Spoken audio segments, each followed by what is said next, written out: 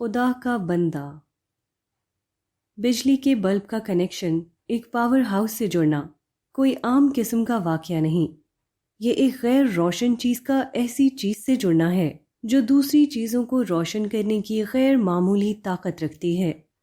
اس کا فوری نتیجہ یہ ہوتا ہے کہ ایک مردہ بلب زندہ بن جاتا ہے، ایک تاریک بلب میں روشنی کا فوارہ پھوٹ پڑتا ہے۔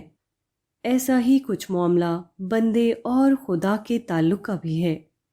خدا ہماری دنیا کی سب سے بڑی حقیقت ہے، اس لیے خدا کو پانا محض سادہ سا واقعہ نہیں، یہ نفسیات انسانی میں پیش آنے والا سب سے بڑا واقعہ ہے۔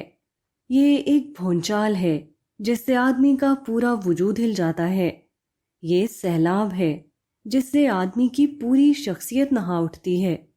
خدا کو پانے کے بعد کوئی شخص ویسا نہیں رہتا جیسا وہ خدا کو پانے سے پہلے تھا۔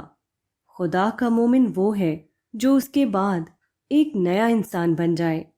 خدا کو پانا، جس کو شریعت کی اصطلاح میں ایمان کہا جاتا ہے، کسی انسان کے لیے اس کی زندگی کا سب سے بڑا تجربہ ہے۔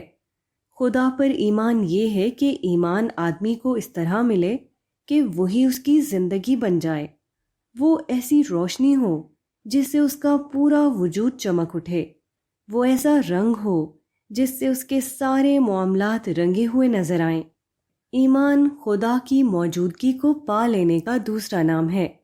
ایمان یہ ہے کہ آدمی خدا کی عظمتوں میں گم ہو جائے، وہ احساس خداوندی میں سرشار ہو۔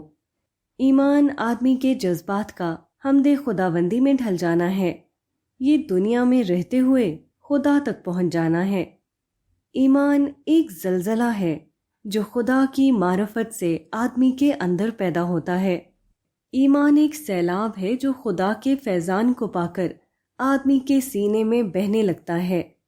ایمان خدا کو پا لینا ہے، اور خدا کو پانا سب کچھ کو پانا ہے۔